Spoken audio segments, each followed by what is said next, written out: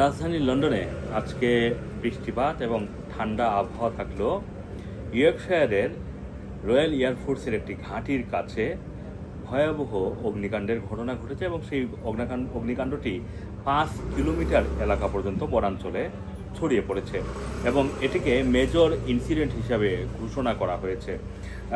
আমরা যদি বলি যে ল্যাংডেল মোড় এই এলাকাতে মোটামুটি 5 স্কোয়ার কিলোমিটার পর্যন্ত যেই বনাঞ্চল রয়েছে সেখানে এই অগ্নিকাণ্ড ছড়িয়ে পড়েছে। অগ্নিকাণ্ডের ড্রোন ফুটেজ ইতিমধ্যেই সামাজিক যোগাযোগ মাধ্যম এবং বিভিন্ন গণমাধ্যমে প্রকাশ করা হয়েছে এবং যেটা বলা হচ্ছে যে অন্তত 100 ফায়ার ফাইটার এবং 20টি ফায়ার পাম্প সেখানে কাজ করে যাচ্ছে আগুন নিয়ন্ত্রণে আনার জন্য, কিন্তু আগুন নিয়ন্ত্রণে আনা আসলে এত সহজ বিষয় নয়, যেহেতু আগুনটি ছড়িয়ে পড়েছে অনেক বিশাল এলাকা জুড়ে এবং যেই এলাকা জুড়ে এই ঘটনাটি ঘটেছে তার কাছেই রয়্যাল এয়ারফোর্সের একটি ঘাঁটি রয়েছে এবং যেটা বলা হচ্ছে যে রয়্যাল এয়ারফোর্সের এই ঘাঁটিটিও ঝুঁকির মধ্যে আছে।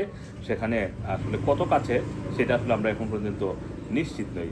এই মোটামুটি 6:30টার দিকে ফায়ার ক্রু এই আগুন লাগার খবর পান, মানে সন্ধ্যা 6:30টার দিকে, এবং সেখানে স্থানীয় বাসিন্দারা এই যে বাতাস থেকে যেই আগুন থেকে যে ধোঁয়ার সৃষ্টি হয়েছে, এই ধোঁয়া এখন কয়েক মাইল পর্যন্ত ছড়িয়ে পড়েছে এবং স্থানীয় বাসিন্দাদের বাসাবাড়ির দরজা জানালা সেগুলো আটকিয়ে রাখার পরামর্শ দেওয়া হয়েছে, কারণ ধোঁয়া অনেক বাসাবাড়িতে ঢুকে অনেকের শ্বাস নিতে কষ্ট হচ্ছে বলে জানা গিয়েছে।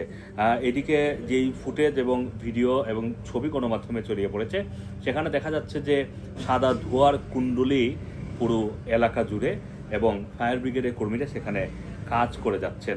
আপনারা জানেন যে এর আগে ঠিক 4 দিন আগে থেকেই ব্রিটেনের বিভিন্ন এলাকায় হলুদ এবং এম্বার সতর্কতা জারি করা হয় এবং এটাকে বলা হচ্ছিল যে তাপমাত্রা 34 বা 35 ডিগ্রি সেলসিয়াস পর্যন্ত উঠে যাবে এবং এক ধরনের ঝুঁকির কথা বলা হচ্ছিল যে এই তাপমাত্রা বেড়ে যাওয়ার কারণে যে কোনো সময় ব্রিটেনের বিভিন্ন বনাঞ্চলে অগ্নিকাণ্ডের ঘটনা ঘটতে পারে।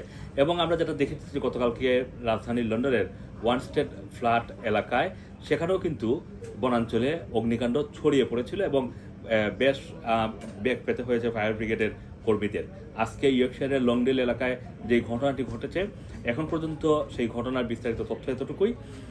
এরপরে এ সম্পর্কে বিস্তারিত তথ্য এবং ক্ষয়ক্ষতির পরিমাণ যদি আসে আপনাদেরকে জানিয়ে দেওয়া হবে। আসসালামু আলাইকুম, রানা টিভি, লন্ডন।